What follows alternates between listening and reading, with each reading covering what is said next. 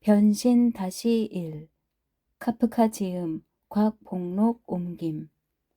어느 날 아침 밤새도록 악몽에 시달리다가 깨어난 그레고르 잠자는 자신이 어느새 거대한 벌레로 변해 침대 위에 있다는 것을 깨달았다.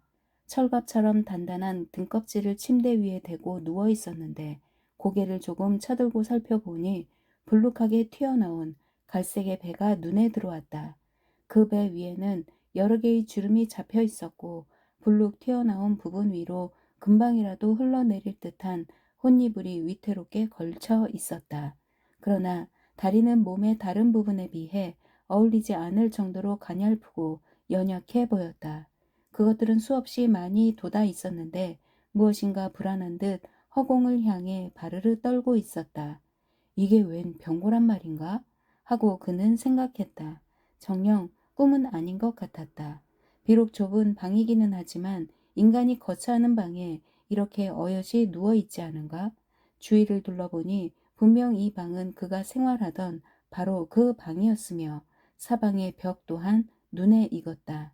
탁자 위에는 가방에서 꺼내어 흩뜨려 놓은 옷감의 견본들이 그는 영업사원이었다. 여기저기 흩어져 있었고 벽에는 얼마 전 자신이 주간지에서 오려낸 듯 산뜻한 금박 액자에 넣은 사진 한 장이 걸려 있었다. 모피 모자에 모피 목도리를 두른 한 여인이 역시 커다란 모피 쇼를 팔꿈치까지 두르고 단정히 앉아서 팔을 앞으로 내밀고 있는 모습이었다. 그레고르는 다시 시선을 창문으로 옮겨보았다. 스슨한 날씨가 함석으로 된 차양 위로 내리치는 빗방울 소리가 들렸다. 그를 더욱 울적하게 만들었다. 잠이나 좀 더 자야겠어. 그러고 나면 이런 터무니없는 환각에서 깨어날 수 있을 거야. 하고 그는 생각했다. 그러나 이건 역시 불가능한 일이었다. 그는 오른쪽으로 누워 자는 버릇이 있었는데 이렇게 딱딱한 등껍질이 있는 상태로는 오른쪽으로 몸을 돌릴 수가 없었기 때문이었다. 아무리 힘을 주어 몸을 돌리려 해도 곧 뒤집히고 말았다.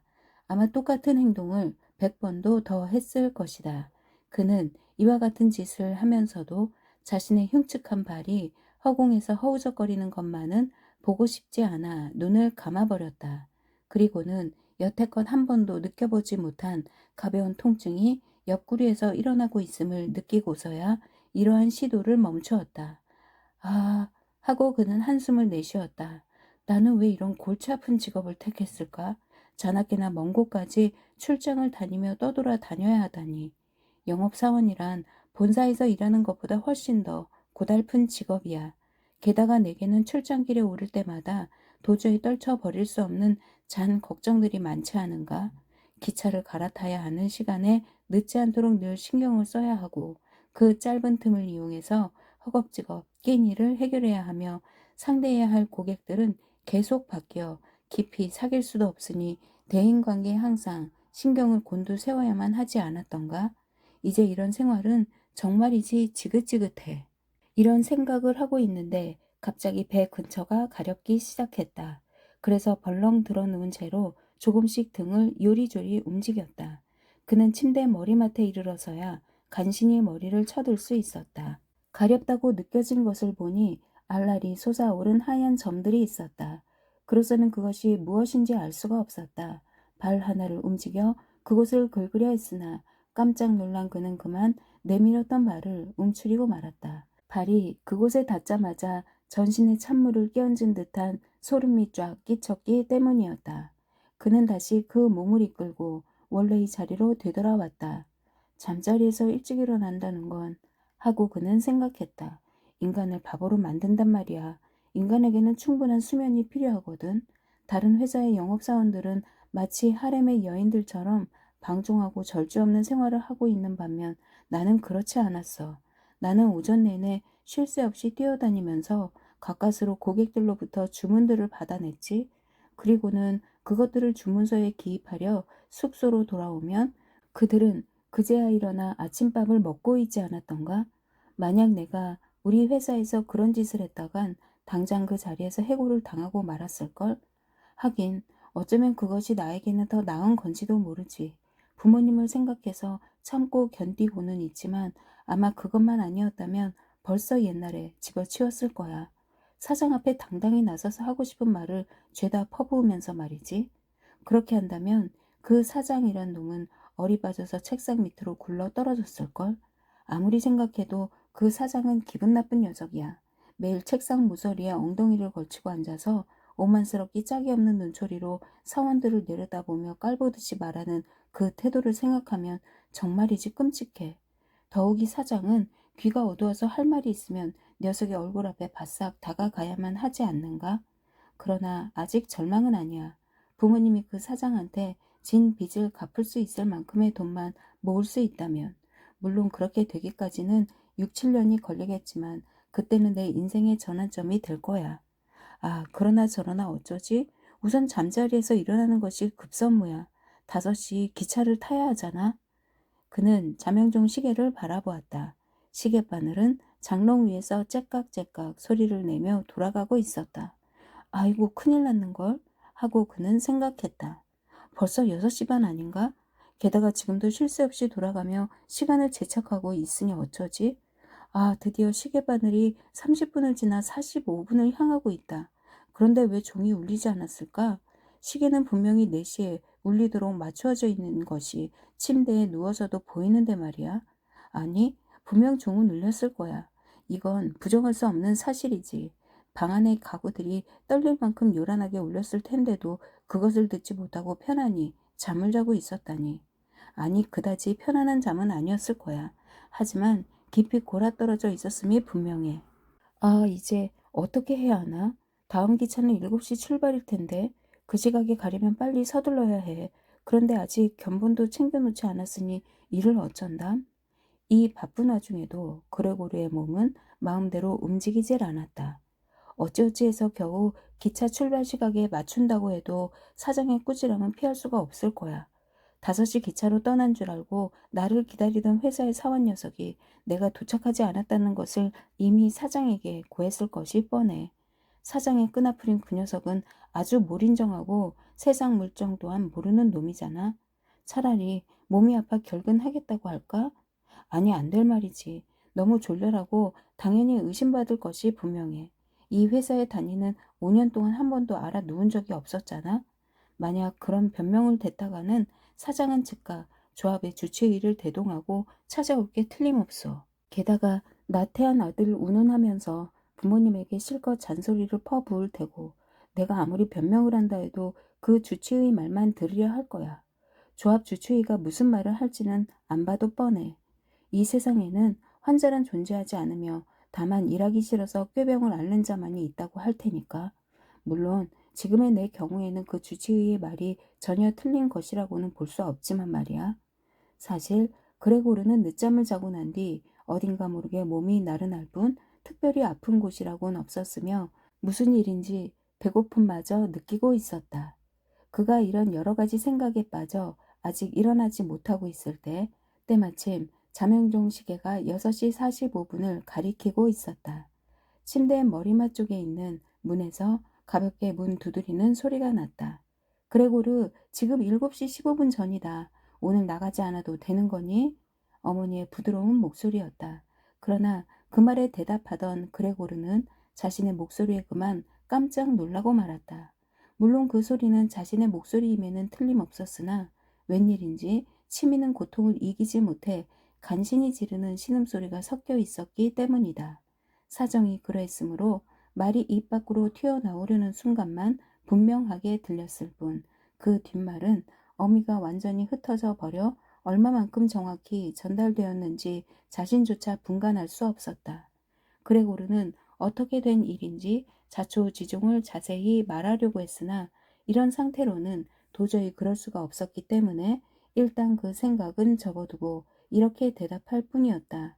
예, 어머니, 깨워주셔서 고마워요. 곧 일어날 겁니다. 문의 두께 때문에 그레고르의 목소리가 변했다는 것을 밖에서는 눈치채지 못한 것 같았다. 어머니는 그레고르의 대답에 안심했는지 발을 질질 끌며 문에서 차츰 멀어져 갔다. 그러나 이 짤막한 대화로 인해 다른 가족들은 그레고르가 아직 집안에 있다는 것을 알게 되었다. 그런데 조금 있으니 다시 아버지가 옆에 있는 또 다른 문을 두드렸다. 세게 두드리는 것은 아니었으나 주먹으로 친 것만은 분명했다. 그레고르, 그레고르! 하고 그는 소리쳤다. 대체 어떻게 된 거냐? 그러다가 잠시 사이를 두고 다시 소리를 낮춰 그를 불렀다. 그레고르, 그레고르! 맞은편 문에서는 누이 동생의 근심 어린 목소리가 속삭이듯 들려왔다. 오빠, 몸이 불편하세요? 제가 도와드릴 일은 없나요? 양쪽에서 문을 두드리는 통에 그레고르는 대답하지 않을 수 없었다. 준비 다 되었어요. 그는 세심한 주의를 기울여 발음했으며 단어 하나하나 사이에 간격을 두어 그의 변해버린 목소리가 상대방에게 들키지 않도록 노력했다.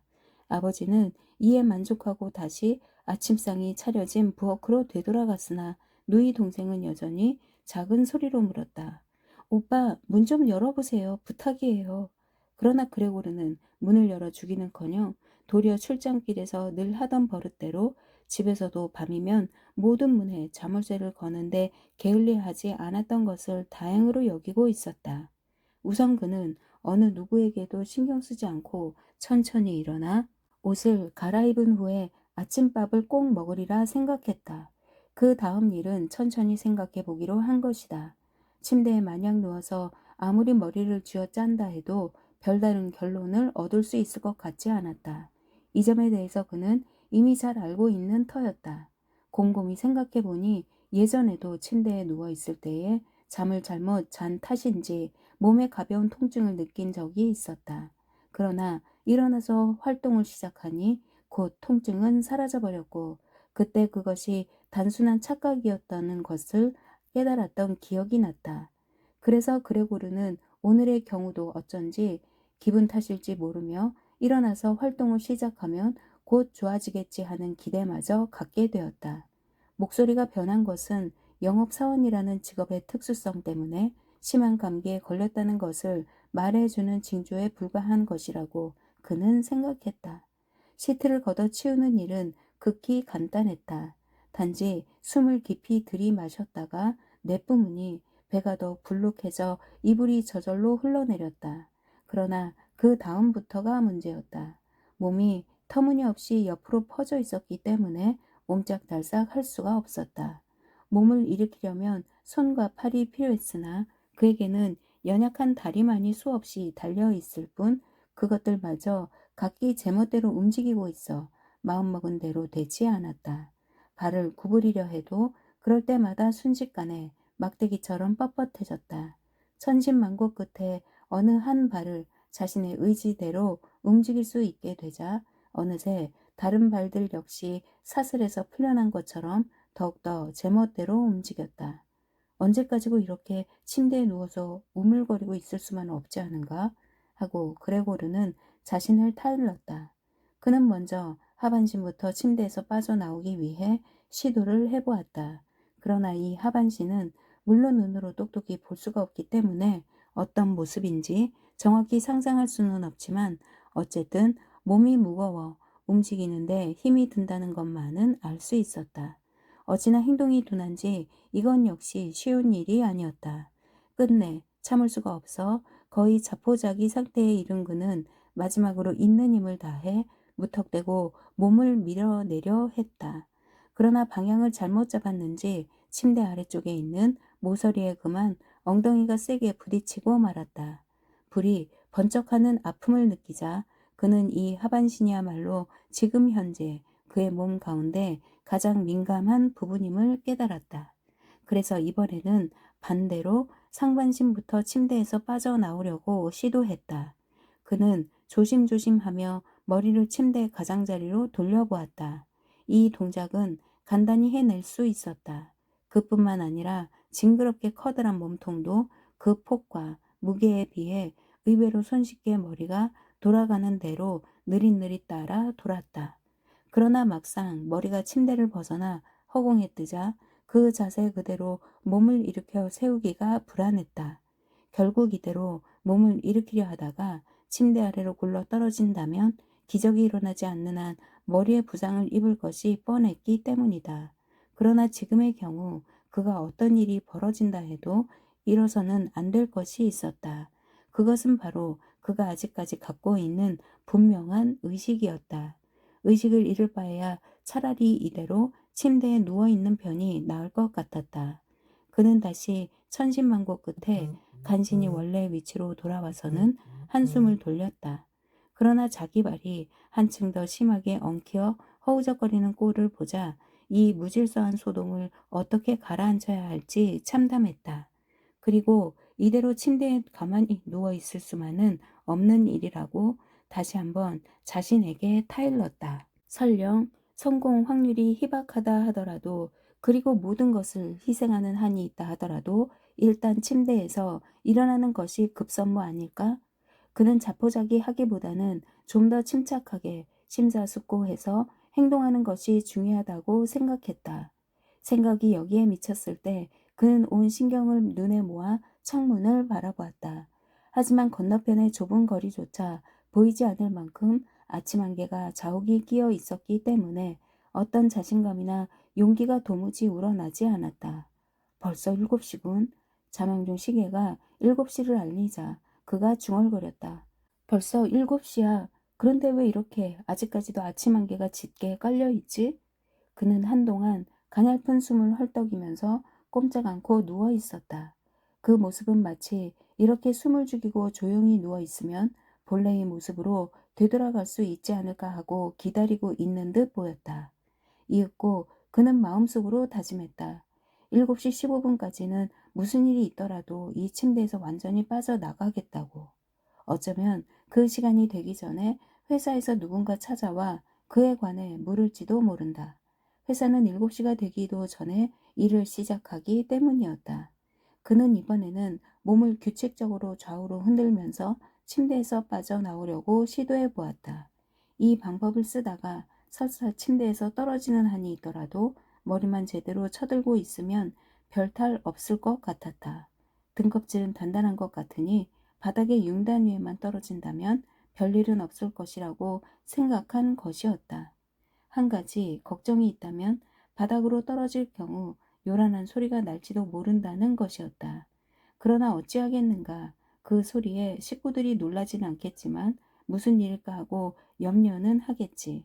그렇다고 이 방법마저 포기할 수는 없는 일이었다. 그레고르가 반쯤 침대에서 빠져나왔을 때 이 새로운 시도는 힘이 드는 일이라기보다는 오히려 유희에 가까웠다.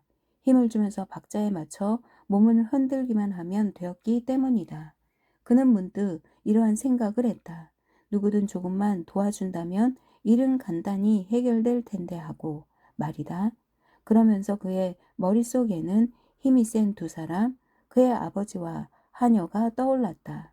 그레고르는 이런 공경에 처해 있으면서도 그들이 내 딱딱한 등 밑으로 팔을 넣고 침대에서 끌어내린 후 허리를 굽혀 아래로 내려놓는다면 문제는 간단해질 텐데, 그런 다음 내가 이 뒤집혀진 몸을 조심스럽게 뒤집을 수 있도록 도와주기만 하면 되는 것인데, 그렇게 되기만 하면 이 수많은 연약한 발들도 아마 제 구실을 할 수 있을지도 몰라. 그런데 문들은 죄다 자무새로 채워져 있으니, 아니 그것은 제쳐두고라도 이런 상황에서 정말 도와달라고 소리를 쳐야 한단 말인가 하고 생각하니 저절로 쓴웃음이 나왔다. 그는 이미 몸의 움직임을 크게 하고 있었기 때문에 막 균형이 깨지려는 순간이었다.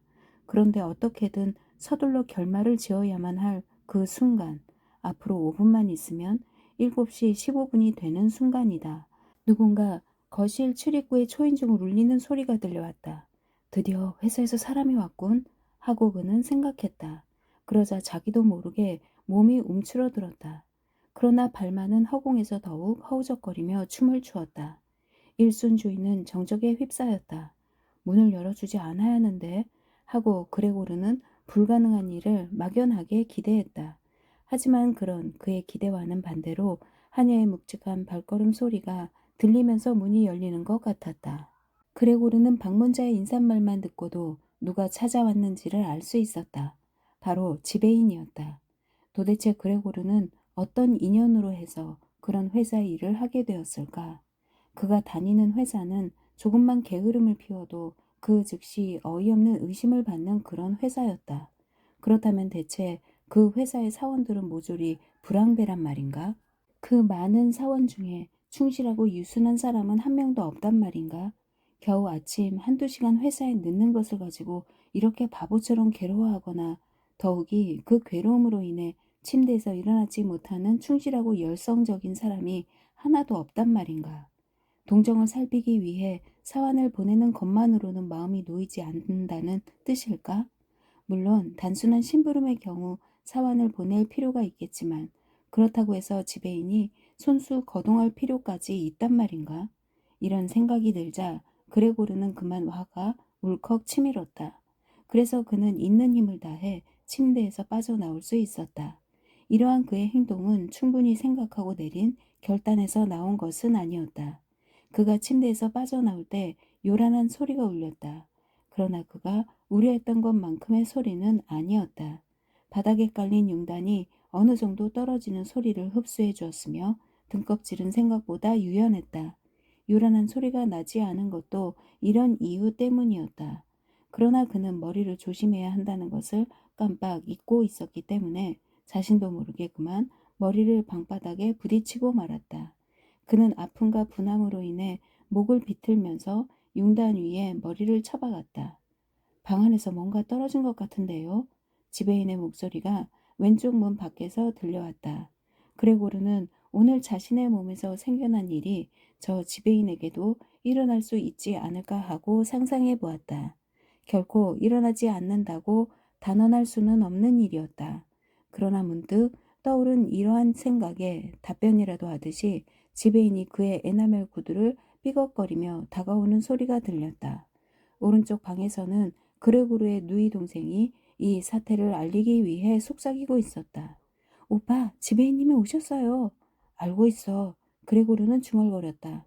그 목소리는 누이 동생이 알아들을 수 있을 만큼의 소리는 아니었지만 그렇다고 큰 소리를 낼 수 있는 상황도 아니었다. 그레고르, 이번에는 왼쪽 방에서 소리치는 소리가 들렸다. 지배인님이 오셨단다. 내가 왜 오늘 아침 첫 차로 떠나지 않았느냐고 묻고 계시는데 뭐라고 말씀드려야 할지 모르겠구나. 지배인님이 너와 직접 이야기를 나누고 싶어 하시니 방문을 좀 열어보지 않겠니? 방안이 지저분한 것쯤이야 다 이해해 주실 거다. 여보게 잠자군 하고 잠옷 친숙한 목소리로 지배인이 끼어들었다. 우리 애가 몸이 좀 안 좋은 것 같아요. 이건 어머니의 말이었다. 어머니는 아버지가 아직 문에 붙어 서서 이야기하고 있는 사이에 지배인한테 말을 걸고 있는 것 같았다. 정말 몸이 안 좋은가 봐요, 지배인님. 그렇지 않고서야 왜 기차를 놓치겠어요. 그의 머릿속에는 오직 회사 일밖에 없답니다. 밤에도 밖으로 나가 바람 한 번 쐬고 오는 일조차 이제껏 한 번도 없었다니까요. 그래서 저희는 오히려 그 점에 대해 안쓰럽게 생각할 정도예요. 벌써 일주일 동안이나 집에서 머물렀지만 밤마다 집안에 처박힌 채 꼼짝도 하지 않았거든요. 그저 우리랑 같이 조용히 신문을 읽거나 기차 시간표를 살펴보는 게 전부였답니다. 간혹 실톱으로 자잘한 물건을 만들 때도 있기는 하지만 그건 그 애의 유일한 취미랍니다. 얼마 전에는 두서너 밤을 꼬박 세우더니 자그마한 액자 하나를 만들더군요. 꽤 보기 좋은 액자예요. 아마 지배인님도 보시면 깜짝 놀라실 거예요. 저 방에 걸려 있으니 그레고르가 문을 열면 한번 보세요. 그건 그렇고 지배인님께서 이렇게 오신 건 정말 잘하신 일이에요. 우리가 아무리 문을 두드려도 도대체 문을 열어줘야 말이죠. 저 앤 꽤나 고집이 세거든요. 제가 아침에 깨었을 때는 별일 없다고 말하기는 했지만 어쨌든 저희는 어딘가 아픈 게 분명해요. 예, 곧 나가겠어요. 그레고르는 천천히 대답했다. 그리고 나서는 그들의 대화를 한마디라도 놓칠세라 귀를 기울이며 꼼짝하지 않았다. 예, 아주머니, 저도 그렇게 생각하고 있습니다. 지배인이 말했다. 아무튼 별일 아니었으면 좋겠군요. 그저 저희 장사치들은 유감스럽다고 해야 할지 다행이라고 해야 할지 모르겠습니다만 사소한 병쯤은 장사를 위해 툭툭 털고 일어나야 한다는 생각을 갖고 있거든요. 그레고르, 지배인님께서 들어가신단다. 드디어 참을 수 없는 지경에까지 이르게 된 아버지가 다시 문을 두드렸다. 안 됩니다. 그레고르가 외쳤다. 왼쪽 거실에서는 잠시 어색하고 갑갑한 침묵이 흘렀다. 오른쪽 방에서는 누이 동생이 흐느껴 울기 시작했다. 왜 누이 동생은 부모님 곁으로 가지 않고 저러는 것일까? 방금 잠자리에서 일어나 아직 옷을 입지 않은 탓일까? 그런데 울기는 왜 울지? 내가 일어나지 않아서 그러는 것일까? 아니면 내가 지배인을 들여보내지 않아서? 그렇다면 내가 회사에서 쫓겨날까 봐? 쫓겨나면 사장의 빚 독촉으로 부모님이 괴로움을 당할까 봐? 하지만 그건 지나친 걱정에 불과해. 나는 아직 여기에 있으며 가족을 버리고 뛰쳐나갈 생각 따윈 한 번도 한 적이 없어. 물론 나는 지금 벌레가 되어 융단 위에 길게 뻗어 누워 있지만 이런 상태에서 어떻게 내가 지배인을 만날 수 있단 말인가? 그러니 오늘의 이 작은 결례는 나중에 적당한 구실을 붙여 사과하면 되는 거야. 설마 쫓겨내기야 하겠어? 그레고르는 위로한답시고 울고불고 해서 마음을 더욱 심란하게 만드느니 차라리 이대로 가만히 놔두는 것이 자신을 도와주는 것이라고 생각했다. 그러나 식구들을 비롯한 그 누구도 사태의 진상을 알지 못하고 있으므로 무턱대고 그들의 태도를 책망할 수는 없는 일이었다. 이때 큰 소리로 "어이 잠자군" 하고 부르는 지배인의 목소리가 또다시 들렸다. 대체 이게 무슨 일인가? 왜 그 안에 틀어박힌 채 "예, 아니요" 하면서 무뚝뚝한 대답만 하는 거야? 부모님에게 괜한 걱정을 끼쳐드리지 말게. 이왕 말이 나왔으니 말이지만 자네는 지금 자네가 해야 할 일을 이렇게 이해할 수 없는 방법으로 태만히 하면 안 되네. 지금 자네의 부모님과 사장님의 이름으로 말해두는데 제발 진지하게 자네의 입장을 설명해 주기 바라네. 정말 자네에게 놀랐어. 이건 어처구니 없는 일이야.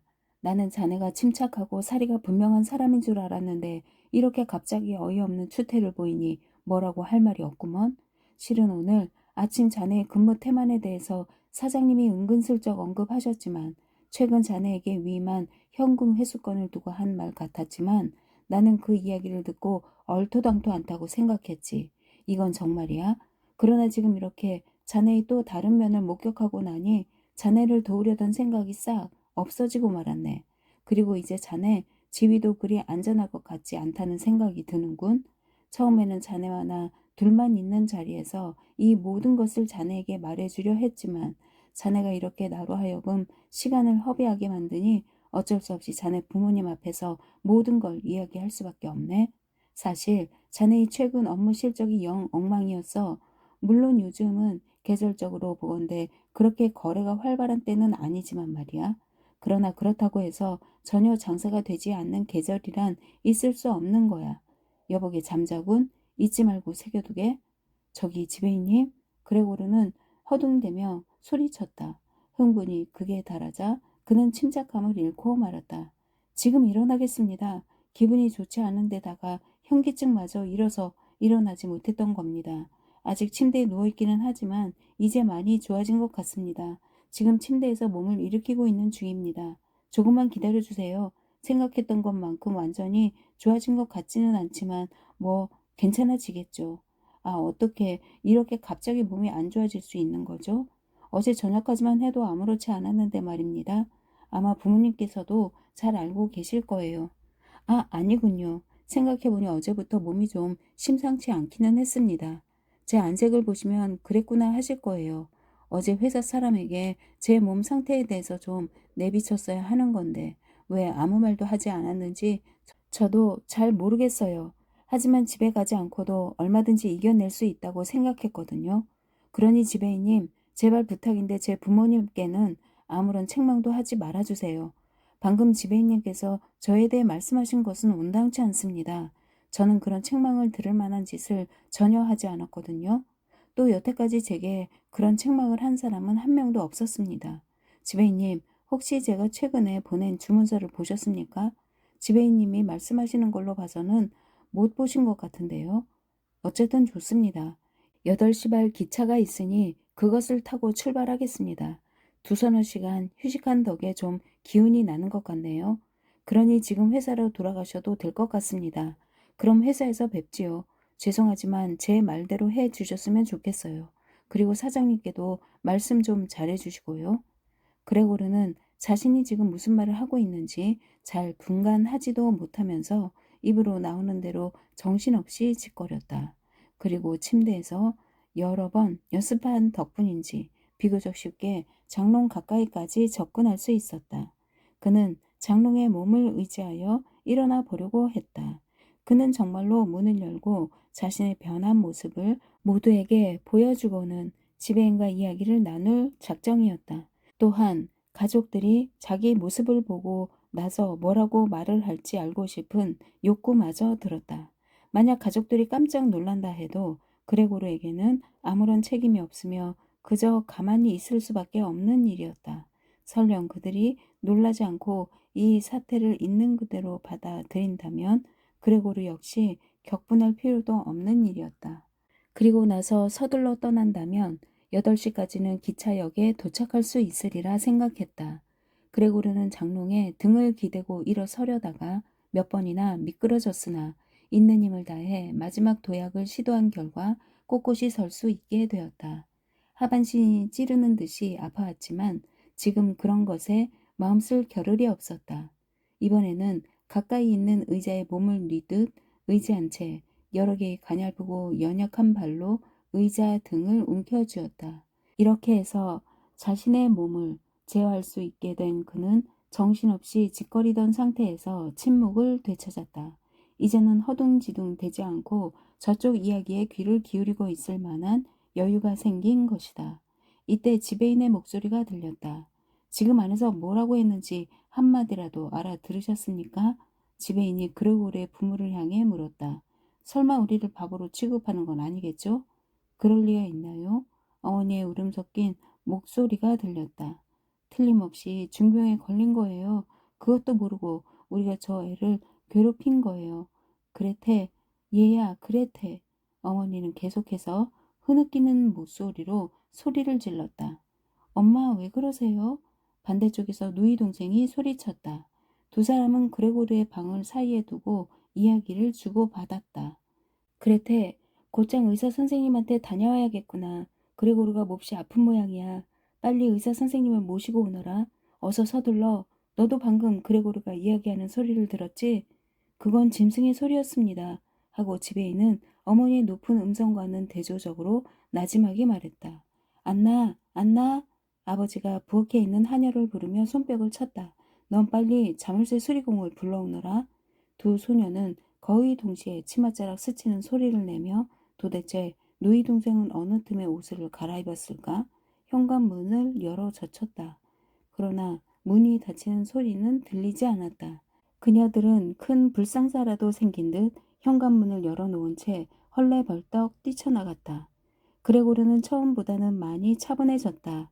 어느덧 그는 자기 목소리에 익숙해진 탓인지 자신의 말이 조금 전보다 더 명료하고 또렷해졌다고 생각되었는데도 불구하고 다른 사람들은 알아듣지 못하는 것 같았다.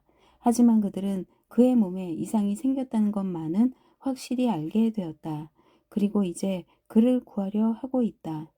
그들이 이런 확신을 가지고 취한 조치를 보고 그레고르는 만족스러워했다. 그는 다시 인간으로 되돌아온 느낌을 받았으며 의사와 자물쇠 수리공을 제대로 구별하지도 못하면서 그들이 어떤 구원의 손길을 던져줄지 기대하고 있었다. 드디어 그는 결정적으로 중대한 대화를 나눠야 한다는 생각에 명료한 목소리가 나도록 장기침을 해대며 목소리를 가다듬었다. 큰 소리가 나지 않도록 세심한 주의를 기울여야 했음은 물론이었다. 왜냐하면 자신의 기침 소리가 혹 사람의 것과는 다르게 날지도 모르며 자신은 그것을 분명하게 구별할 자신이 없었기 때문이었다. 옆방은 쥐죽은 듯 고요했다. 부모님은 지배인과 더불어 탁자의 앞에 앉아서 이마를 맞대고 있을 것이 뻔했다. 그렇지 않으면 방문에 귀를 바짝 갖다 대고는 자신의 동태를 살피기 위해 귀를 곤두세우고 있을 것이 분명했다. 그레고르는 의자를 천천히 밀면서 방문으로 다가갔다. 목적지에 이르자 그는 의자를 놓고 문에 몸을 기댄 채 꼿꼿이 섰다. 그런데 발바닥에 끈적거리는 액체 같은 것이 엉겨 있는 것 같았다. 이런 자세로 그는 한동안 가쁜 숨을 몰아쉬었다. 이윽고 그는 자물쇠에 꽂혀 있는 열쇠를 입으로 돌리려고 했다. 그러나 원통하게도 치아라고 부를 만한 것이 입속에 없다는 것을 깨달았다. 대신에 턱은 무척 단단하고 견고했다. 그래서 그 턱으로 얼마간 열쇠를 돌릴 수 있었다. 이렇게 무리하다가는 10중8구 어디든 상처를 입을 게 뻔했지만 그는 개의치 않았다. 벌써 그의 입에서는 갈색의 액체가 흘러나와 열쇠를 타고 방바닥으로 뚝뚝 떨어지기 시작했다. 잠깐 들어보세요. 옆방에서 지배인이 먼저 말을 꺼냈다. 열쇠를 돌리고 있군요. 이 말을 듣자 그레고르는 힘이 났다. 그래서 아버지 어머니도 힘을 내라 그레고르 하고 소리쳐 주기를 바랐다. 그래 어서 힘을 내.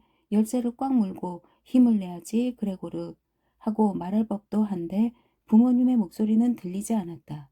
하지만 그레고르는 모두가 자신이 애쓰고 있다는 것을 숨죽이며 지켜보고 있다는 상상을 하자 힘이 났다. 그래서 혼신의 힘을 다해 열쇠를 물고 늘어졌다. 열쇠가 돌아가는 대로 그도 열쇠 주위를 춤추듯이 따라 돌아갔다. 이제는 온몸에 무게가 턱에 실려 있었다.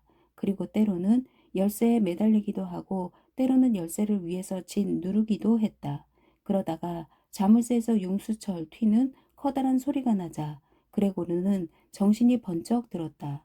그는 큰 숨을 몰아쉬며 이렇게 중얼거렸다. 이제 자물쇠 수리공이 할 일은 없어진 거야. 그를 부를 필요는 없었어. 그는 문을 열기 위해 손잡이 위에 머리를 얹었다. 이런 모습으로 문을 열지 않으면 안 되었다. 문이 반쯤 열렸지만 그 모습이 가려져 있어 가족들은 그의 모습을 볼 수 없었다. 그는 우선 느릿느릿 한쪽 문에 둘레를 돌아가야만 했다. 더욱이 거실로 들어서는 순간 벌렁 나자빠지지 않기 위해서는 세심한 주의가 필요했다. 이 어려운 보행에 마음이 쏠려 다른 것에 신경 쓸 틈도 없을 때 지배인이 커다란 소리로 아 하고 부르짖는 소리가 들려왔다.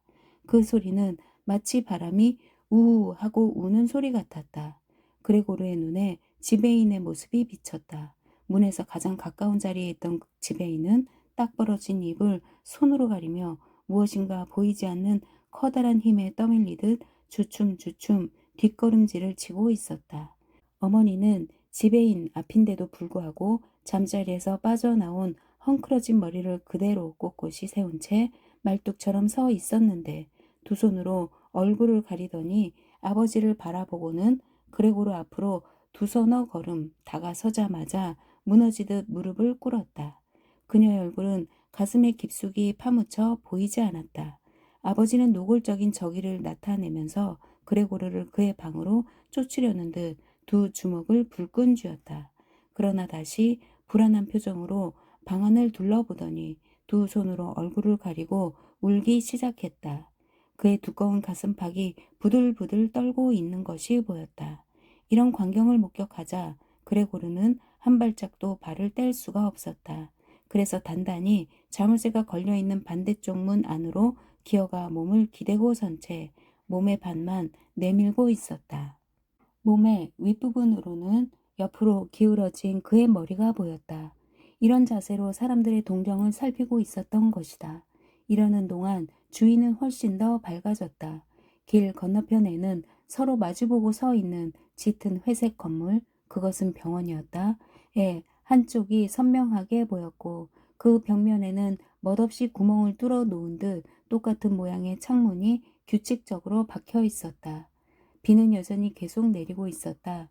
커다란 빗방울이 하나하나 땅 위로 내리꽂히며 떨어지는 소리가 또렷이 들렸다. 식탁 위에는 아침 식사에 쓰기에는 너무 많아 보이는 식기류가 여기저기 흩어져 있었다. 아버지에게는 아침 식사가 하루 세 끼 식사 중에서 가장 소중한 시간이었다. 그는 여러 신문을 찬찬히 훑어보면서 장시간 동안 식사를 즐기는 버릇이 있었다. 식탁 맞은편 벽에는 군 복무 시절 찍은 그레고르의 사진이 걸려 있었다. 중의 복장에 허리에 찬 칼 위로 손을 얹고 있는 모습은 몹시 활달해 보였다. 이 사진은 보는 이로 하여금 그의 군인다운 태도와 군복에 대한 경의를 불러일으키는 면이 있었다.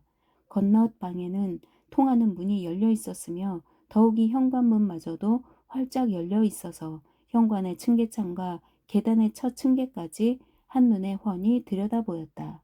그럼 입을 연 그레고르는 이 중에서 침착함을 잃지 않은 사람은 오직 자기 혼자뿐이라고 생각했다. 바로 옷을 갈아입고 견본을 챙겨 떠나겠습니다. 지배인님은 속히 제가 떠나주기를 바라고 계시겠죠? 그런데 지배인님께서도 잘 아실 줄로 믿습니다만 저는 완고하지도 않고 일하는 것도 싫어하지 않습니다. 영업이란 고된 일이죠. 순수한 여행이라면 모를까 장사를 위한 출장길은 결코 편한 것이 아닙니다. 하지만 이 짓을 하지 않으면 먹고 살 수도 없는 일이죠. 어디로 가시겠습니까, 지배인님? 회사로 가실 겁니까? 그렇다면 지금 보신 그대로 자초지종을 전해주세요. 지금의 상태로 일한다는 게 무리이기는 합니다만 어찌 보면 지금이야말로 좋은 기회일 수도 있습니다. 부디 예전에 제 근무 성과를 감안하셔서 널리 이해해 주시고 훗날 제 원래의 몸을 되찾으면 몇 배의 노력을 기울여 태만히 했던 부분을 일시에 채워드릴 것을 약속드리겠습니다. 물론 저는 사장님으로부터 한량하기 그지없는 은혜를 입고 있다는 것을 잘 압니다. 이건 지배인님께서도 잘 아실 줄로 믿습니다. 저는 부모님과 누이 동생을 보살펴야만 하는 몸입니다. 지금은 몹시 괴로운 상태에 처해 있지만 부지런히 일해서 이 공경에서 벗어날 생각입니다. 그러니 이런 괴로운 상태에 있는 저를 더 어려운 공경 속으로 몰아넣지는 말아주세요. 회사에 가셔서 부디 제게 불리함이 없도록 잘 말씀해 주셨으면 좋겠어요. 저처럼 떠돌아다니는 사람은 호감을 사지 못하는 법이라는 걸 저도 잘 알고 있습니다.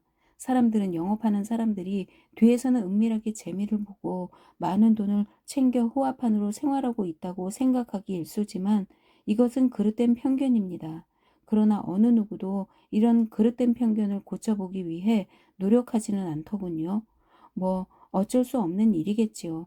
하지만 지배인님은 다르다고 생각됩니다. 지배인님은 다른 일반 사원과는 달리 전반적인 상황을 총괄하시는 지위에 계시잖아요. 뿐만 아니라 우리끼리 하는 이야기지만 어쩌면 지배인님은 사장님보다 오히려 전반적인 상황을 더 자세히 볼 줄 아는 분이라고 생각합니다. 아무래도 사장이란 존재는 기업가의 특성상 사원들에게 불리한 판단을 내리는 경우가 많습니다. 그리고 거의 연중 회사 밖에서 일하는 영업사원들은 자칫하면 모함과 오해와 그 밖에 하찮은 것들로 인해 희생되기 쉬운 위치에 놓여 있다는 것은 지배인님도 잘 아시는 바 아닙니까? 더욱이 그러한 것을 막아보려 한들 회사 안에 돌아가는 상황이 이쪽 귀에까지 들어오지 않으니 도저히 불가능한 일이죠. 물에 젖은 솜처럼 피곤한 몸을 이끌고 출장길에서 돌아오고 나면 원인이 무엇인지조차 모르는 일로 생긴 매정한 결과가 우리를 기다리고 있습니다.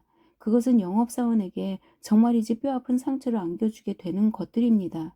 지배인님, 돌아가시기 전에 제가 방금 드린 말 중 어느 한 가지만이라도 긍정하신다는 표시를 제게 보여주시면 안 되겠습니까?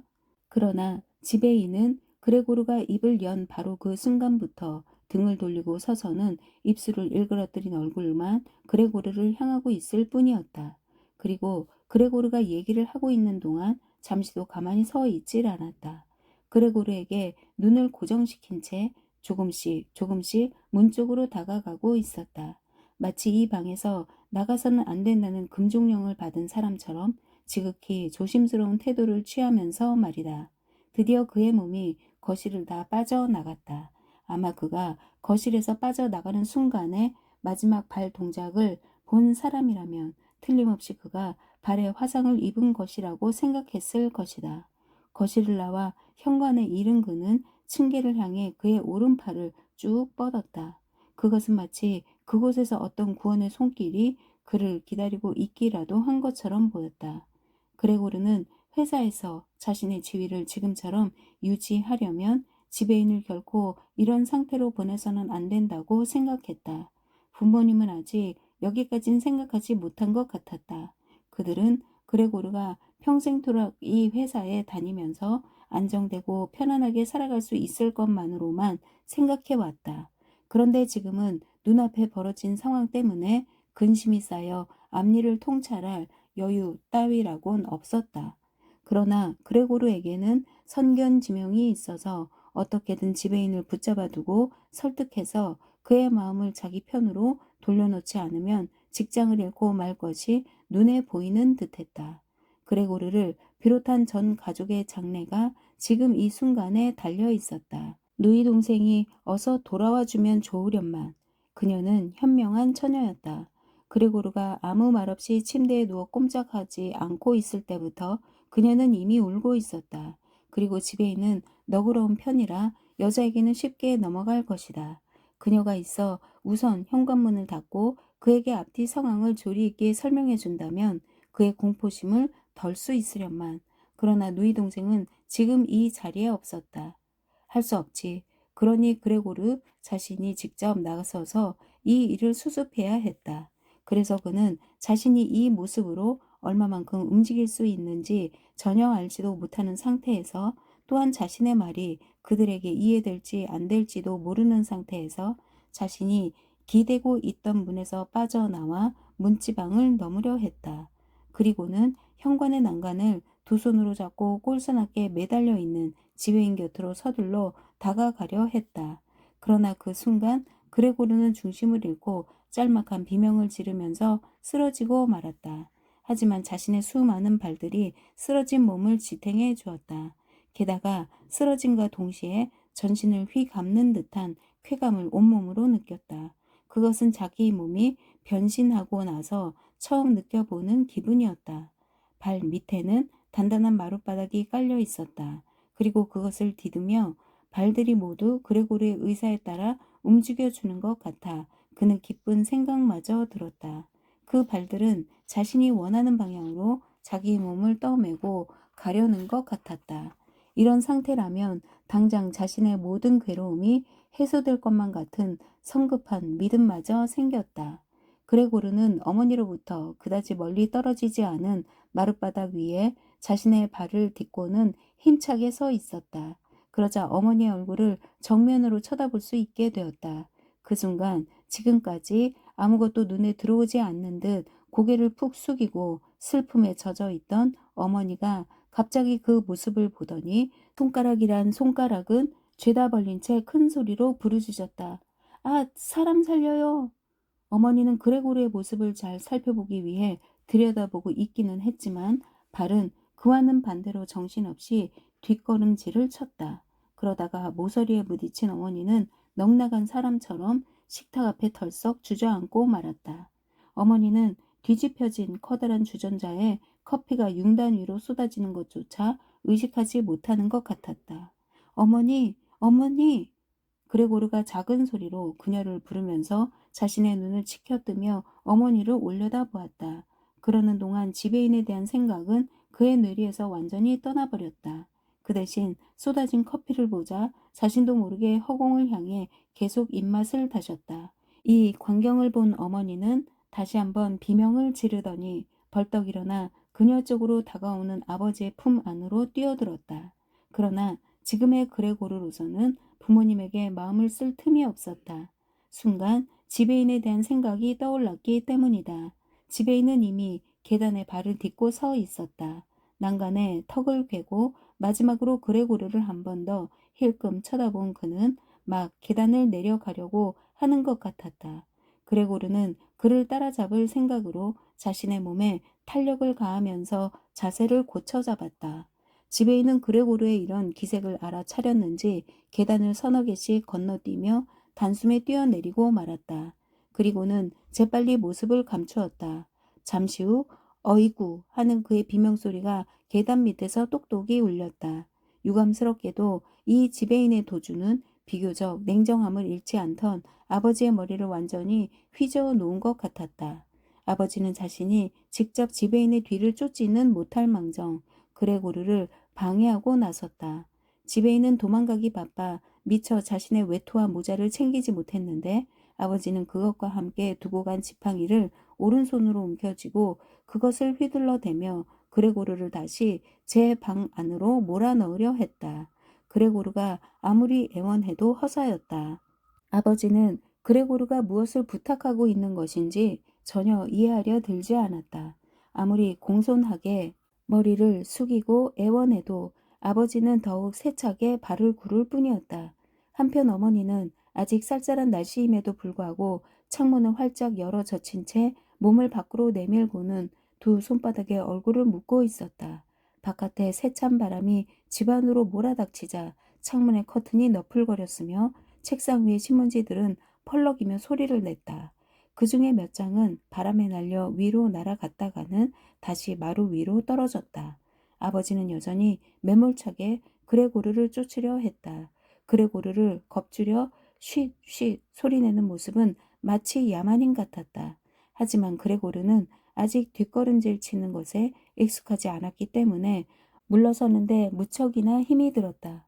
몸만 제대로 돌릴 수 있어도 재빨리 방 안으로 도망칠 수 있으련만 그는 방향 전환에만도 많은 시간을 끌었다. 그레고르는 자신의 이런 모습이 아버지의 화를 더욱 북돋게 할까 두려웠다. 아버지의 손에 들려있는 지팡이가 언제 자신의 몸에 타격을 가할지 몰랐기 때문이었다. 결국 그레고르는 한시라도 빨리 물러서지 않으면 안 된다고 생각했다. 그러나 이러한 뒷걸음질로는 일정한 방향조차 유지하기가 힘들다는 것을 깨닫자 가슴이 덜컥 내려앉았다. 그는 끊임없이 곁눈질로 아버지를 살피면서 될 수 있는 한 빨리, 그러나 실제로는 극히 느리게 방향을 바꾸기 시작했다. 다행히 아버지는 그의 악이 없는 마음을 눈치챘는지 그레고르가 방향 전환을 할 수 있도록 때때로 지팡이 끝으로 유도해 주기까지 했다. 아버지의 쉿쉿 하는 소리에 너무 정신을 빼앗긴 그레고르는 방향 감각을 잃고 다시 처음의 방향으로 되돌아오려 했다. 마침내 문이 열려진 곳으로 머리를 들이밀 수 있게 되었으나 그제야 비로소 그레고르는 자신의 몸이 너무 옆으로 넓게 퍼져 문을 통과하는 것이 쉽지 않음을 깨달았다. 다른 한쪽 문만 열어준다면 좀 더 들어가기가 쉬울 것 같았지만 아버지는 긴장한 탓인지 그런 생각은 하지 못하는 것 같았다. 아버지는 오로지 그레고르를 방 안으로 들여보내는데 모든 신경을 집중하고 있었다. 물론 그레고르가 몸을 조금 일으켜 들어간다면 비록 좁은 문이기는 해도 통과할 수 있을 것 같았다. 그렇게 하기 위해서는 또다시 까다로운 준비를 해야 하는데 아버지는 이런 절차를 납득할 것 같지 않았다. 아버지는 무작정 소리만 지르면서 그레고르를 안으로만 몰아넣으려 했다. 그 소리는 아버지 혼자 지르는 것 같지 않을 정도로 점점 심해졌다. 그레고르는 자포자기 심정으로 문틈으로 몸을 쑤셔 넣었다. 그러자 그의 몸 반쪽이 공중에 뜬 채 문틈에 꽉 끼어 이제 더 이상 어떻게도 할 수 없게 되었다. 허공에 뜬 반쪽의 발들이 가늘게 떨면서 허우적거렸고 나머지 반쪽의 발들도 마룻바닥에 꽉 짓눌려 심한 통증을 느껴야 했다. 아버지는 구원의 손길은커녕 이때다 하면서 그에게 가차없이 일격을 가했다. 그레고르는 피를 뿜으면서 방 안으로 나가 떨어지고 말았다. 이어 지팡이로 밀쳐진 문이 탕 소리를 내며 굳게 닫히자 그것으로 주인은 일시에 조용해졌다. 저녁이 되자 주위에 어스름이 깔리기 시작했다. 그레고르는 비로소 의식불명의 상태와도 같은 깊은 잠에서 깨어났다. 설령 의식을 잃지 않았다 해도 이제는 눈을 떠야 할 시각이었다. 충분한 수면을 취했기 때문이다. 그레고르는 점차적으로 기운이 나는 것 같았다. 그는 바삐 오가는 가벼운 발소리와 옆 방으로 통하는 문이 살짝 닫히는 소리에 잠에서 깨어났다. 가로등의 불빛이 천장의 여기저기와 가구의 윗부분을 희미하게 비추고 있었다. 그러나 그레고르가 누워있는 아래쪽은 캄캄했다. 다시 자신의 존재를 깨달은 그레고르는 촉각을 세우며 바깥에서 무슨 일이 일어나고 있는지 알아보기 위해 천천히 문 쪽으로 다가갔다. 그러자 왼쪽 가슴에서부터 옆구리에 이르는 부분에 통증이 느껴졌다. 그레고르는 그 불쾌한 통증 때문에 마치 몸 전체가 기다란 상처로 변한 것이 아닌가 하는 생각까지 들었다. 걸음조차 제대로 걷지 못하고 절뚝거렸다. 더욱이 발 하나는 큰 상처를 입었는지 맥없이 대롱대롱 매달려 있었다. 문 앞에 이르러서야 비로소 그는 자기를 이곳으로 유인한 것의 정체를 알 수 있었다. 음식 냄새였다. 그곳에는 맛있어 보이는 우유가 둥근 접시 한가득히 담겨 있었고 그 속에는 조그맣게 자른 하얀 식빵 조각이 둥둥 떠 있었다. 그는 너무 기뻐 하마터면 웃음을 터뜨릴 뻔했다. 그는 하루 종일 아무것도 먹지 못했기 때문에 심한 시장기를 느끼고 있었다. 그는 앞뒤 가리지 않고 머리를 그 속에 쑤셔 넣었다. 눈 언저리가 잠길 정도로 우유 속에 머리를 처박은 그는 곧 머리를 쳐들어야 했다. 왼쪽 옆구리의 상처 때문에 먹는 것 자체가 힘들었을 뿐 아니라 온몸을 허우적거려야만 간신히 몇 모금 목으로 넘길 수 있을 뿐이었다. 평소에 그렇게도 즐겨 마시던 우유. 그런데 지금은 그 자체가 전혀 구미에 맞지 않았다. 그는 구역질마저 느끼면서 우유가 담겨진 그릇에서 머리를 돌리고는 힘없이 방 한가운데로 되돌아왔다. 그레고르가 문틈으로 살펴보니 거실에는 가스등이 켜져 있었다. 여느 때라면 아버지가 어머니나 누이 동생에게 석간 신문을 소리 높여 읽어주는 시각인데도 지금은 아무런 소리도 들리지 않았다. 이것은 누이 동생이 언제나 자기에게 들려준 이야기이며 편지에도 그러한 내용을 써서 알려준 집안의 습관이었다. 그렇다면 최근 들어 잘 지켜지지 않게 된 것일까? 집안은 사람이 없을 리가 없는데도 불구하고 쥐 죽은 듯 조용하기만 했다. 왜 이렇게 조용하지? 하고 그레고르는 생각하며 어둠 속을 응시했다. 그러면서 부모님과 누이 동생이 이런 조용한 생활을 누리고 있고 이처럼 아름다운 가정에서 지낼 수 있게 했던 자신을 자랑스럽게 생각했다. 하지만 이렇게 고요하고 아늑한 생활이 비참하게 끝을 맺는다고 생각하자 그레고르는 너무 괴로웠다. 그래서 그러한 생각에 빠지지 않으려면 차라리 몸을 움직이는 편이 낫다고 생각하고 방안을 이리저리 기어다니고 있었다. 밤이 이슥할 때까지 긴 시간이 흘렀다. 그동안 그의 방에 있는 두 개의 방문이 약간의 틈이 보일 만큼만 한 번씩 열렸다가 곧 닫히는 것이 전부였다. 두 번 다 누군가 방 안으로 들어오려 한 것이겠지만 차마 용기를 내지 못하고 주저하고 있다는 것을 느낄 수 있었다. 그래서 그레고르는 거실로 통하는 문 앞에서 끈기 있게 기다리고 있다가 누군가 방 안에 들어오려는 눈치가 보이면 어떻게든 손을 써서 꼭 방 안으로 끌어들이겠다고 마음먹었다. 그게 어렵다면 누구인지 확인만이라도 하고 싶었다. 그러나 그 이후로 문은 열리지 않았다. 보기 좋게 허탕만 친 셈이었다. 아침에 문에 자물쇠가 채워져 있었을 때에는 모두가 이 방으로 들어오려 하지 않았던가. 그런데 그가 손수 한 군데 자물쇠를 풀어놓았고 또 누군가 나머지 문에 자물쇠도 따 놓은 모양인데 지금에 와서는 아무도 들어오려 하지 않았다. 그뿐만이 아니었다. 이제는 그레고르가 안에서 나오지 못하도록 밖에서 자물쇠를 걸어 놓기까지 했다. 밤이 깊어지자 거실의 불도 꺼졌다. 부모님과 누이 동생은 밤 늦도록 잠들지 못했음이 분명했다. 늦은 밤이 되어서야 세 사람이 발끝으로 조심조심 걸으며 침실을 향해 멀어져 가는 소리가 들렸기 때문이었다. 그들은 살살 걸었다고 하지만 그레고르는 바로 귓가에서 울리듯 똑똑하게 들을 수 있었다. 날이 밝을 때까지는 아무도 그레고르의 방에 들어오지 않을 것이다. 이제 그에게는 앞으로의 생활을 어떻게 해 나가야 할 것인지에 대해 혼자 생각해 볼 시간이 생겼다. 그러나 천장이 높은 텅 빈 방에서 홀로 납작하게 누워 있어야 한다는 사실이 왠지 그를 불안하게 했다. 하지만 이 불안의 원인이 정확히 무엇인지는 찾아내지 못했다. 왜냐하면 이 방은 5년 동안이나 자신이 생활하던 방이 아닌가. 이런 생각이 드는 순간 그는 거의 무의식적으로 방향을 바꾸어 무슨 급한 일이라도 있는 듯 소파 밑으로 기어들어갔다. 물론 그러한 자신의 행동에 수치심이 전혀 없던 것은 아니다. 소파 밑으로 들어가자 등에는 압박이 가해졌고 머리는 쳐들 수도 없었지만 웬일인지 야릇한 쾌감을 느꼈다. 오히려 몸의 폭이 너무 넓어 소파 밑으로 완전히 들어갈 수 없다는 것이 유감스러울 정도였다. 그는 밤새도록 꼼짝 않고 그 자리에 엎드려 시간을 보냈다. 스르르 잠이 들었는가 하면 금방 견딜 수 없는 공복감에 잠에서 깨곤 했다. 또한 근심 걱정에 사로잡히다가도 갑자기 막연한 희망에 가슴이 부풀어 오르기도 했다. 그러나 결국 그가 얻은 결론은 당분간 이곳에서 참을성 있게 견뎌 나가며 세심한 주의를 기울여 가족들이 이 상황을 잘 견딜 수 있게끔 하지 않으면 안 된다는 것이었다.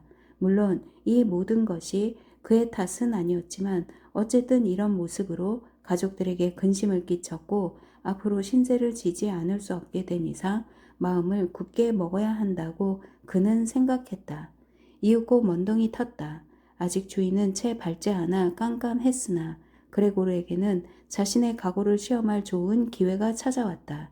수수하게 옷을 차려입은 누이 동생이 옆방 문을 열고 긴장된 모습으로 방 안을 엿보는 것이었다. 그녀는 그가 숨어있는 곳을 쉽게 찾아내지 못하고 있었다.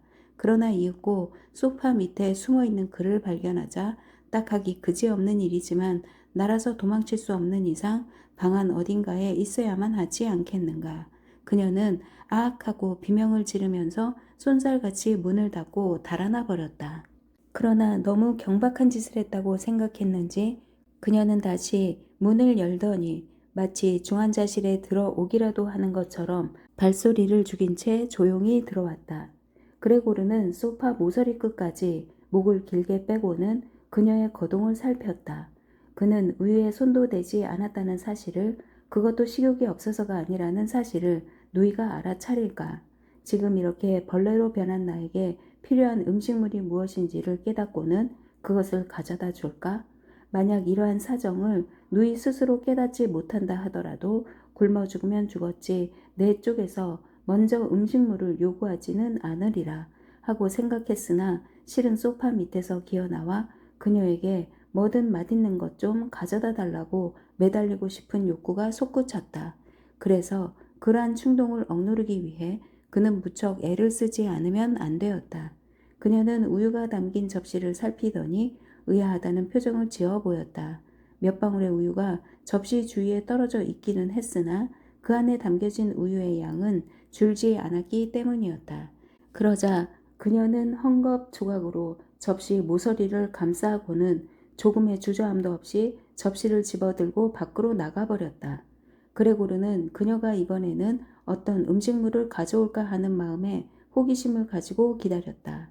그는 갖가지 상상을 해보았다. 그러나 누이 동생의 사려 깊고 따뜻한 행동은 실로 그가 상상한 것 이상이었다. 그녀는 그의 식성을 알아내기 위해 여러 가지 음식물을 조금씩 마련해 온 것이었다. 그녀는 우선 헌 신문지를 바닥에 깔더니 그 위에 갖가지 음식물을 정성스럽게 하나하나 늘어놓았다. 거기에는 절반 이상이나 썩은 채소도 있었고 저녁밥 찌꺼기로 보이는 생선뼈도 있었다. 뼈 둘레에는 하얗게 굳은 기름이 눌러붙어 있었다. 건포도와 아몬드도 두서너게 있었다. 또한 이틀 전 그레고르 자신이 도저히 먹을 수 없다고 말한 치즈 덩어리도 있었다. 그 외에도 약간 딱딱하게 굳은 빵 한 조각과 버터를 바른 빵 한 조각, 그리고 버터를 발라 소금을 뿌린 후 구운 빵 한 조각도 있었다. 그 밖에 물이 담겨진 조그만 그릇을 그 옆에 따로 놓아두었는데 아마 그레고르 전용이라는 뜻 같았다. 그런 후에 그녀는 자기가 계속해서 이 방 안에 머물러서 지켜보고 있다면 그레고르가 음식물에 절대로 손을 대지 않을 것이라고 생각했는지 빠른 걸음으로 그 자리를 떠났다. 그리고는 마음 놓고 천천히 먹으라는 듯 바깥에서 자물쇠까지 걸어주는 것이었다. 정말이지 세심하고 자상하며 애정 어린 배려가 아닐 수 없었다. 드디어 식사다 하는 생각에 그레고르는 자신의 몸을 움직이기 시작했다. 의외로 그 가냘프고 연약한 발들이 날쌔게 움직여 주었다. 더욱이 간밤에 통증이 가라앉았는지 몸도 부자유스럽지 않았다. 이 모든 것에 그 스스로도 놀라고 있었다. 한 달 전 칼에 베인 손가락의 아픔이 어제까지도 남아있지 않았는가 말이다. 아, 이다지도 내 몸이 둔해졌단 말인가? 하고 생각한 그는 치즈 덩어리를 보자 군침이 흘러나왔다. 그래서 그는 그것에 달려들어 매달리듯 물고 늘어졌다. 그 어떤 음식물보다도 강하게 그를 끌어당긴 것이 바로 이 치즈 덩어리였다. 그는 기쁨의 눈물까지 흘리며 치즈를 먹어 치웠다. 그 후에는 채소와 고기 수프를 차례차례 먹었다. 이상하게도 신선한 음식물에는 조금도 구미가 당기지 않았다. 아니 오히려 그 냄새가 역겹기까지 했다. 그는 자기 입에 맞는 음식물이 그 신선한 음식물로 인해 먹는데 지장을 줄까봐 구미가 당기는 음식을 멀리 끌고 나가 먹을 정도였다. 이윽고 실컷 포식을 한 그는 배가 부른 나머지 그 자리에서 가쁜 숨을 몰아쉬고 있었다. 그때 이만 자리에서 물러서라는 신호인 듯 천천히 잠을 샜다는 소리가 들렸다. 그는 그대로 달콤한 잠 속으로 빠져들 뻔했으나 그 소리에 깜짝 놀라 재빨리 소파 밑으로 기어들어갔다. 그런데 이번에는 전날 밤과는 달리 소파 밑에 있는 것이 여간 힘든 게 아니었다. 누이 동생이 방 안에 머문 그 짧은 동안에도 말이다. 너무 포식을 한 덕에 배가 볼록하게 튀어나왔기 때문에 좁은 소파 밑에서는 숨쉬기조차 어려웠다. 이런 사정을 알 길 없는 누이 동생이 비로 나머지 음식물을 쓸어 모으고 있는 동안 그는 질식할 것만 같은 고통을 참아가면서 얼마간 튀어나온 눈으로 그 광경을 지켜보고 있었다. 누이 동생은 그레고르가 전혀 입을 대지 않은 음식물마저도 이젠 쓸모없다는 듯이 다른 찌꺼기와 함께 쓸어 모으고 있었다. 그러고는 그것을 모조리 휴지통에 쏟아버리고 나무 뚜껑을 덮더니 밖으로 나가버렸다. 그녀가 나가자마자 그레고르는 황급히 소파 밑에서 기어나와 기지개를 켜고는 가슴이 부풀도록 심호흡을 했다. 이렇게 해서 그레고르는 날마다 누이 동생으로부터 식사를 얻어먹었다. 부모님과 하녀가 잠자리에서 일어나기 전인 이른 아침에 한 번, 그리고 가족들의 점심 식사가 끝난 직후에 한 번, 그레고르도 식사를 할 수 있었다. 여기에는 까닭이 있었다. 그것은 점심 식사가 끝나면 을의 부모님에게는 낮잠을 자는 습관이 있었고 그들이 잠든 사이 누이 동생은 어떤 구실을 대서는 하녀를 밖으로 내보내 그에게 식사를 가져다 줄 수 있는 시간이 생겼기 때문이다. 분명 가족들은 어느 누구도 그레고르가 굶어 죽기를 원하지 않았다. 그러나 그의 식사하는 모습을 말로 전해 듣는 것은 그들을 고통스럽게 했다. 더군다나 그것을 직접 목격한다는 것은 더욱 견딜 수 없는 일이었다. 아마도 매사에 자상하고 현명한 누이 동생이 부모님께서 슬픔을 느끼지 않도록 분명히 마음을 썼을 것이 틀림없었다. 사실 그의 부모는 너무나 커다란 슬픔 속에 빠져 있었다. 이 일이 벌어진 첫날 아침 의사와 자물쇠 수리공을 부르러 갔던 누이 동생과 하녀가 다시 그들을 무슨 구실로 되돌려 보냈는지 그레고르는 그것에 관해 알지 못했다. 누이 동생을 비롯한 그들 모두는 그레고르가 사람의 말을 알아들으리라곤 생각하지도 않았다. 때문에 누이 동생이 방 안에 들어왔을 때에도 그녀가 때때로 한숨을 쉬거나 마리아의 이름을 부르는 소리를 듣는 것만으로 만족해야 했다. 그러나 얼마간의 시일이 지나자 그녀도 이러한 상태에 익숙해졌는지 완전히 익숙해진다는 것은 기대할 수 없으나 그레고르는 이따금 누이 동생이 동정어린 말을 하는 것을 들었다. 그녀는 자신이 가져다 준 음식을 그레고르가 깨끗이 먹어치웠을 때는 이렇게 말했다. 오늘은 꽤 맛있었나 봐요. 하지만 이와 반대의 경우에는 유감스럽게도 이런 경우가 점점 많아지기는 했지만 언제나 슬픈 듯 이렇게 말하는 것이었다. 어머, 또 음식을 남기셨군요. 그레고르는 새로운 사건들에 대해서 직접 들을 수는 없었으나 옆방에서 들려오는 대화를 통해 어느 정도는 알 수가 있었다. 그래서 옆방에서 이야기하는 소리만 들리면 그는 즉시 문 쪽으로 달려가 온몸을 문에 바싹 붙이고는 신경을 곤두세웠다. 처음 얼마 동안은 사람들이 그레고르에 관한 이야기 말고는 하는 것이 없는 것 같았다. 물론 노골적인 것은 아니었지만 직간접적으로 그에 관한 이야기 외에는 무엇 하나 엿들을 수가 없었다. 처음 이틀 동안은 식사 때마다 앞으로 어떻게 해야 한단 말이냐 하고 탄식하는 소리만이 들려왔다. 아니, 식사 시간뿐만 아니라 그 외 시간에도 같은 화제만을 입에 올릴 뿐이었다. 집안에는 언제나 둘 이상의 사람들이 남아있곤 했다. 이것은 아마 혼자 집을 지키기가 꺼림직했고 그렇다고 집을 완전히 비워놓을 수도 없었기 때문인 것 같았다. 하녀마저도 그녀가 얼마만큼 이 사건에 관해 알고 있는지는 모르지만 어머니 앞에 무릎을 꿇고 앉아 그날로 당장 다른 곳으로 가게 해달라고 애걸했다. 그리고 15분쯤 지나 이 집을 나갈 때는 눈물을 흘리면서까지 이 해고가 이제껏 이 집에서 받은 그 어떤 친절보다도 고마운 것이기나 한 듯 호들갑을 떨며 감사의 말을 되풀이했다. 그리고 부탁도 하지 않았는데 자진해서 비장한 어조로 이번 사건에 대해서는 절대로 입 밖에 내지 않겠다고 맹세까지 했다. 그 후로는 누이 동생이 어머니와 함께 부엌 일을 돌보지 않으면 안 되었다. 물론 부엌 일은 그다지 번거롭거나 힘들지 않았다. 그것은 식구 중 누구도 제대로 식사를 하지 않았기 때문이었다. 그레고르가 엿들으니 그들은 이것이 헛수고임을 알면서도 서로 많이 먹으라며 권했고 그럴 때면 을에 똑같은 대답으로 고맙지만 배가 불러서 하는 말들 뿐이었다. 술은 전혀 마시지 않는지 누이 동생이 아버지에게 맥주 드시겠어요? 하고 물어보아도 아버지는 아무런 대답을 하지 않았다. 누이 동생이 다시 관리인 할머니에게 술 좀 갖다 달라고 부탁해 볼까요? 하면 아버지는 필요 없어 하고 버럭 소리를 치는 바람에 그 이야기는 그 정도에서 뚝 그치고 말았다. 이미 사건 발생 첫날 아버지는 지금의 재산 상태와 장래의 전망에 관해 어머니와 누이 동생에게 자세히 알려주었다. 아버지는 가끔 자리에서 일어나 5년 전 가게가 파산했을 때 겨우 건져낸 작은 금고 속에서 증서라든가 비망록 같은 것을 꺼내 보였다.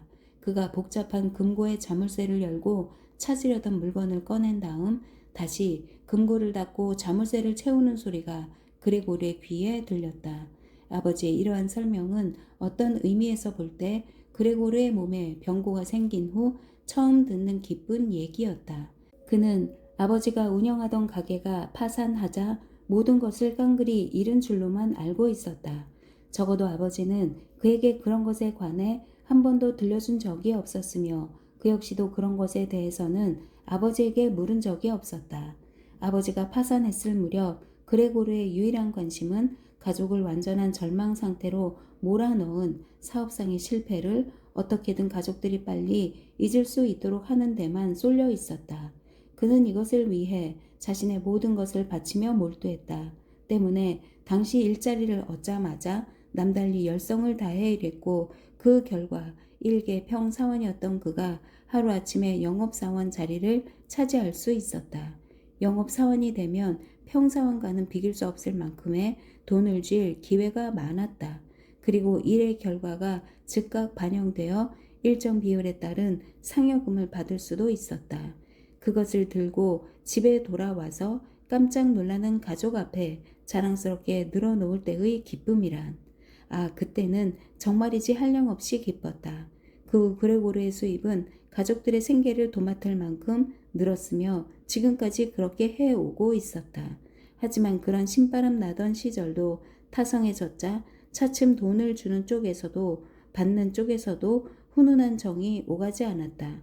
물론 가족들은 감사하는 마음으로 돈을 받았으며 그도 기꺼이 건네기는 했으나 그 옛날에 그런 기쁨은 두 번 다시 맛볼 수 없었다. 다만 누이 동생만은 늘 변함없는 마음으로 그에게 대해 주었다. 그레고르와 달리 그녀는 음악을 좋아했으며 바이올린을 곧잘 켰기 때문에 그는 그녀를 내년쯤 음악학교에 보내야겠다는 속 깊은 계획을 갖고 있었다. 물론 그렇게 하려면 많은 돈이 들겠지만 어떻게든 변통을 해서 꼭 실현하리라고 마음먹고 있었다. 그레고르가 출장길에서 돌아와 집에 머무는 짧은 기간 동안 누이 동생과 대화를 주고받다 보면 곧잘 이 음악학교에 관한 이야기가 등장하곤 했다. 물론 그것은 단순히 아름다운 꿈으로 끝날 뿐 도저히 이룰 수 없는 허망한 것처럼 생각되었기 때문에 부모님은 이런 철없는 얘기에는 관여하거나 귀담아 들으려 하지 않았다. 그러나 그레고르만은 이러한 생각을 굳게 다지고 있었으며 이번 크리스마스에는 그의 이런 계획을 엄숙히 선언하리라 마음먹고 있었다. 그는 문에 찰싹 달라붙어 온몸을 꼿꼿이 세운 채 바깥에 이야기를 엿듣고 있었지만 머릿속에서는 이러한 생각들이 오가고 있었다. 하지만 이제는 쓸모없는 생각들이었다. 그레고르는 웬일인지 온몸이 나른하게 느껴졌고 힘이 빠져 더 이상 바깥의 이야기를 엿들을 수 없을 것 같았다.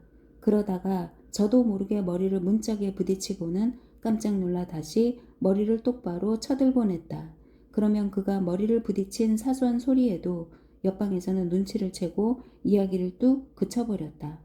한동안 침묵이 흐르고 나면 아버지는 저놈이 또 무슨 일을 저지른 모양이야 하고 문 쪽으로 얼굴을 돌리며 말했다. 그리고 나서는 다시 끊어졌던 대화를 이어갔다.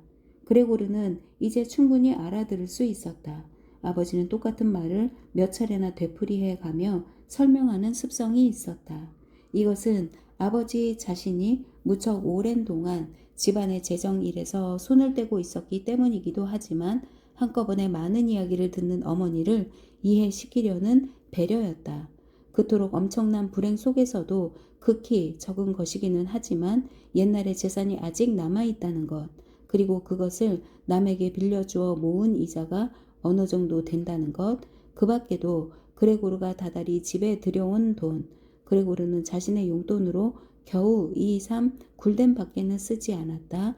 이 얼마씩 모여 비교적 꽤 큰 재산으로 불어났다는 내용이었다. 그레고르는 문 뒤에서 열심히 고개를 끄덕여 가며 이 이야기에 귀를 기울이고 있었고 예기치 않았던 아버지의 근검절약과 배려의 마음이 놓였다. 아버지는 마음만 먹었다면 이 여분의 돈으로 사장에게 빚진 돈을 청산할 수도 있었을 것이다. 그러나 일이 이렇게 되고 보니 아버지가 취한 조치가 한없이 고맙기까지 했다. 하지만 그렇다고 해서 이 돈으로 전 가족이 먹고 살아가기란 턱없이 부족했다. 아버지가 남에게 놓은 이자로 살아간다는 것도 불가능했다. 돈을 모두 합해 보았자 1년 내지 2년 정도 버틸 수 있는 돈 밖에는 안 되었기 때문이다. 결국 가지고 있는 돈은 절대로 손을 대서는 안 되는 돈, 즉 불의의 사태에 대비해서 간직해 두어야 할 돈에 지나지 않았다. 결국 생활비는 어떻게든 따로 벌어야만 한다는 이야기였다. 그렇다면 그것을 누가 해야 할까? 아버지가? 아버지는 아직 건강하기는 하지만 이미 나이를 많이 먹었고 또 5년 동안 집에서 할 일 없이 소일하고만 있었기 때문에 그에게 많은 것을 기대할 수는 없는 일이었다. 더욱이 아버지는 그동안 고생을 많이 해왔고 끝내는 실패를 맛보았으며 긴 인생 여정 중에서 이 황혼기에 맞은 5년간의 휴가로 인해 몸집도 많이 불어났다. 그뿐인가 동작마저도 둔해진 상태였다. 그렇다면 어머니 역시 많이 늙었고 늘 기침을 달고 살기 때문에 조금만 움직여도 호흡 곤란이 왔으며 그럴 때마다 창문을 열어 젖히고 소파에 앉아 허덕여야만 했다. 그럼 결국 누이 동생을 내보내야 한단 말인가. 아직 철없는 17살 아이가 그럴 수 있을까? 지금껏 응석을 부리며 자기 하고 싶은 대로 생활을 즐겨오던 누이 동생이 갑자기 바깥에 나가 돈벌이를 할 수 있을까? 아침 늦게까지 잠을 자고 몸 치장에나 신경 쓰며 겨우 집안일을 돕기나 하던 누이 동생이 또 가끔은 즐거운 모임에 나가서 신나게 놀거나 겨우 바이올린 연주하는 것밖엔 모르는 그런 누이 동생 아닌가. 가족들의 이야기가 돈을 벌어야 한다는 대목에 이르면 그레고르는 갑작스레 문에서 떨어져 차가운 가죽 소파 위로 몸을 내던졌다. 견디기 힘든 수치심과 비애 때문에 그의 몸이 뜨겁게 달아올랐다. 그는 기나긴 가을밤을 곧잘 소파 밑에서 보냈다. 잠시도 눈을 붙이지 못한 채 몇 시간이고 날이 밝을 때까지 차가운 소파의 가죽을 긁는 일도 많았다. 그렇지 않을 때는 온갖 고생을 해가며 안락의자 하나를 창가로 밀고 가서는 그것을 타고 창틀로 기어 올라갔다. 그러면 의자 위에 발을 뻗고 창에다 대고 몸을 기댈 수 있었다. 이건 단지 예전에 이렇게 창밖을 바라볼 때 맛보았던 가슴 후련한 그 기분을 잊지 못해 그러는 것뿐이었다. 웬일인지 요즘은 나날이 시력을 잃어가고 있는 것만 같았다. 약간 떨어진 곳의 물건조차도 어렴풋이 흐려 보였기 때문이다. 예전에는 1년 내내 그것만이 눈에 띄어 우라가 치밀기까지 했던 맞은편 병원 건물마저도 이제는 그의 눈에 잘 보이지 않았다. 도심이기는 하지만 비교적 한적한 샤를로테 가에 살고 있던 그는 만약 이런 기억이 없었다면 자기가 잿빛 하늘과 잿빛 대지가 뒤섞인 황야에서 살고 있는 것이라고 생각했을 것이다. 조심성 많은 누이 동생은 의자가 창가에 놓여져 있는 것을 2번밖에 보지 않았는데도 그것을 본 후로는 방안 청소가 끝나면 어김없이 그 의자를 다시 창가에 가져다 놓았다. 그뿐 아니라 창문 안쪽에 있는 가리개를 말아 올려주기까지 했다. 오빠가 창밖을 잘 볼 수 있도록 세심하게 배려하고 있었다. 그레고르는 누이 동생과 이야기를 나눌 수 있다면 특히 누이 동생이 자기를 위해 마음을 써주는 갖가지 수고에 대해 고맙다는 말이라도 할 수만 있다면 그런 헌신적인 봉사를 좀 더 편한 마음으로 받아들일 수 있을 것 같았다. 그러나 그것이 불가능했으므로 그의 마음은 늘 괴로웠다. 물론 누이 동생은 자신의 수고가 대수롭지 않은 것처럼 보이게 하려고 노력하는 것 같았다. 그리고 실제로 날이 갈수록 점점 이 일에 익숙해지기도 했다. 그레고르도 시간이 지남에 따라 모든 일을 훨씬 정확하게 관찰할 수 있는 능력이 생겼다. 이제는 그녀가 방 안에 들어오는 것마저도 그에게는 커다란 두려움을 불러일으켰다.